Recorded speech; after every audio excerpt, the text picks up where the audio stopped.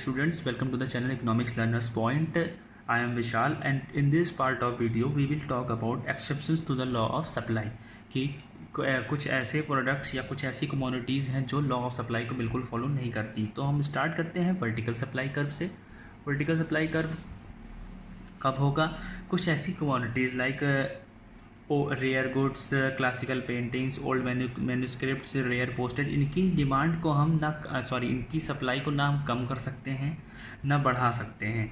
तो ना इनकी सप्लाई हम कम कर सकते हैं ना बढ़ा सकते हैं। तो ऐसे गुड्स के लिए जो सप्लाई कर्व होगा ना वो वर्टिकल होता है और इनकी जो सप्लाई होती है वो सिर्फ लॉन्ग रन में चेंज कर सकते हैं, शॉर्ट रन में नहीं चेंज कर सकते हैं।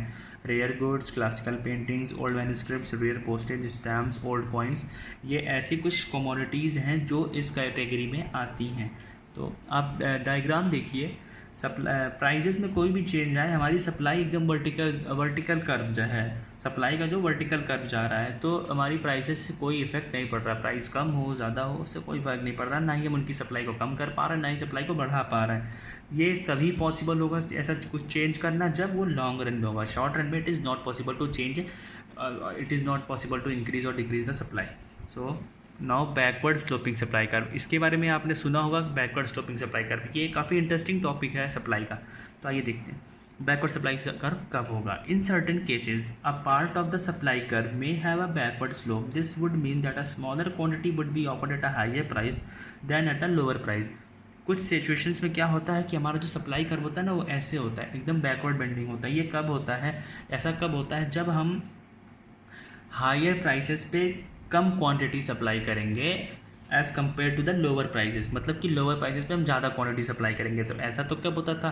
तो ये तो पूरा मतलब कि एडवर्स हो गया ना, लॉ ऑफ डिमांड के लॉ ऑफ सप्लाई के जस्ट अपोजिट हो गया। क्योंकि लॉ ऑफ सप्लाई ये कहता है higher the price higher the supply and lower the price lower the supply. लेकिन यहाँ पे क्या है? Higher the price smaller the quantity and lower the price higher the quantity. तो ये हो गया हमारा exception to the law of supply. अब इसका हम डायग्राम देखते हैं बैकवर्ड बेंडिंग का, काफ़ी इंटरेस्टिंग डायग्राम है। ये है बैकवर्ड बेंडिंग। देखिए ये हमारा कर्व है बैकवर्ड बेंडिंग सप्लाई कर्व। देखिए क्या था कि जब हमारे पास प्राइस P था और क्वांटिटी Q थी तो हमारा ये था सप्लाई कर्व। लेकिन जब हमारी प्राइजेस बढ़ी तो देखिए हमने क्वांटिटी कम कर दी, हमारा प्राइस बढ़ गई और क्वांटिटी सप्लाइड कम हो गई। तो ये बैकवर्ड बेंडिंग सप्लाई कर्व हो गया ना, क्योंकि ये तो पूरा अपोजिट हो गया लॉ ऑफ डिमांड के। ये नॉर्मली होता है लेबर के केस में। Backward sloping supply curve can be seen in the case of labour supply as wage rate increases the workers work for more hours initially so as to earn more income. He prefers labor to leisure at a very high wage rate. The workers may be willing to work for fewer hours so as to enjoy more leisure. सीधी सी बात है, जब हमको higher prices पे होंगे तो हम कम supply इसलिए करेंगे क्योंकि हम तब तक तो इतना अर्न कर चुके होंगे, तब तक हमारा जो लेबर होगा ना वो अच्छा खासा अर्न कर चुका होगा। Labour prefers leisures to work at a very high wage rate so he may have earn enough income, क्योंकि वो पहले ही उतनी इनफ इनकम अर्न कर चुका होगा ताकि वो हाई प्राइस पे आराम से वो लीजर इन्जॉय करे। लीजर मतलब होता है खाली बैठना, मतलब कि वो उस टाइम पे खाली बैठेगा। तो बैकवर्ड सप्लाई कर्व हम देख सकते हैं लेबर के केस में। It can be seen in the case of labour supply as wage rate increases the workers work for more hours. हमारा रेट बढ़ता है, देखिए हमारा वेज रेट बढ़ रहा है, वर्कर ज़्यादा टाइम के लिए काम कर रहे हैं इनिशियली स्टार्टिंग में, लेकिन so as to earn more income, वो इनिशियली वो ज़्यादा अच्छा काम करेंगे, ज़्यादा टाइम के लिए काम करेंगे ताकि वो अच्छी इनकम कमा लें। लेकिन after some time he prefers labour to leisure, मतलब कि वो at a very high wage rate the worker may be willing to work for fewer hours so as to enjoy more leisure. अब बहुत ज़्यादा high wage rate हो गया तो वो अब कम टाइम के लिए काम करेगा ताकि वो ज़्यादा लेजर एंजॉय करे या ज़्यादा टाइम खाली बैठे या ज़्यादा टाइम फ्री रहे। तो labour prefers leisures to work at a very high wage rate.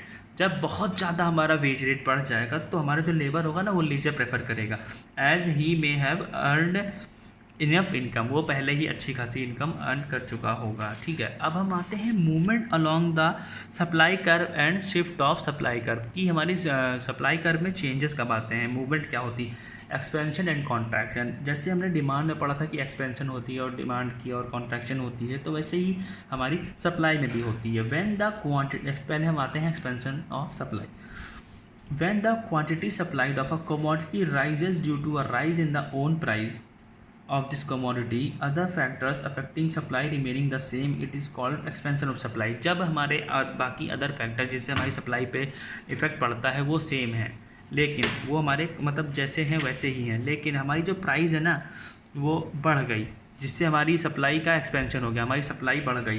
Price बढ़ने की वजह से हमारी सप्लाई बढ़ गई, इंक्रीज कर गई, तो वो होती है expansion of supply. When the quantity supplied of a commodity rises due to a rise in the own price of this commodity. Commodity की प्राइस बढ़ने की वजह से जब सप्लाई बढ़ जाती है तो वो होती है एक्सपेंशन ऑफ सप्लाई। और सीधी सी बात है, ऐसा ही होता है रियल में कि जब ज़्यादा प्राइसेस होगी तो कंज्यूमर प्रोड्यूसर ज़्यादा सप्लाई करेगा, कम प्राइसेस होगी तो कम सप्लाई करेगा। तो अब हम आते हैं contraction of supply. When the quantity supplied of a commodity falls due to a fall in its own price, other factors remaining the same, it is called contraction of supply।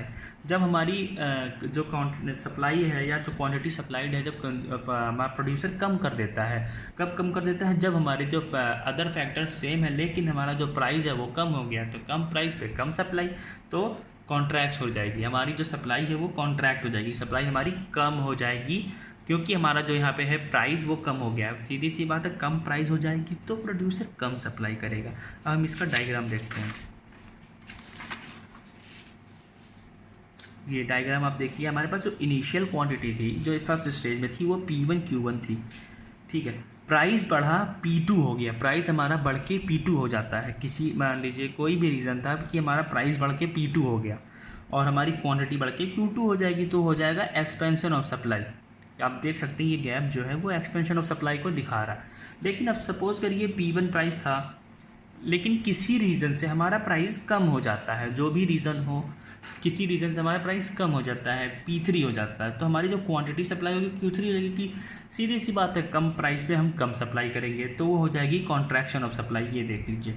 तो I hope expansion and contraction of supply is clear. अब हम देखते हैं कि हमारे supply curve में shift कब होता है, हमारी सप्लाई में चेंज कब आता है। तो increase in supply and decrease in supply. An increase in supply refers to a situation when the producers are willing to supply a larger quantity of the commodity at the same price or same quantity at a lower price। मतलब कि increase in supply, जब हमारा supply या हम increase in supply तब होती है जब हमारा जो प्रोड्यूसर है वो उसी प्राइस पे ज़्यादा क्वांटिटी सप्लाई करने के लिए रेडी हो जाता है। अब मान लीजिए उसकी COP कम हो गई, मतलब कि कॉस्ट ऑफ प्रोडक्शन कम हो गई या इनपुट प्राइसेस कम हो गए, तो अब उसका जो प्रॉफिट है वो उसी प्राइस पे अच्छा खासा उसको प्रॉफिट हो रहा है, तो वो क्या करेगा कि उसी प्राइस पे, सेम प्राइस पे क्वांटिटीज़ को की जो सप्लाई होगी वो बढ़ा देगा। जो प्रोडक्ट की सप्लाई होगी उसकी क्वांटिटीज़ को बढ़ा देगा, तो उसको कहेंगे इंक्रीज इन सप्लाई। या फिर उस सेम क्वांटिटी को लोअर प्राइस पे सेल करेगा, क्योंकि वो भी एक अच्छा सिनेरियो हो सकता है कि प्राइस कम हो जाएंगे तो कंज्यूमर भी ज़्यादा आएंगे उसके पास और क्वांटिटी वो उतनी ही सेल करेगा, तो उसका प्रॉफिट उतना ही बना रहेगा। Now decrease in supply.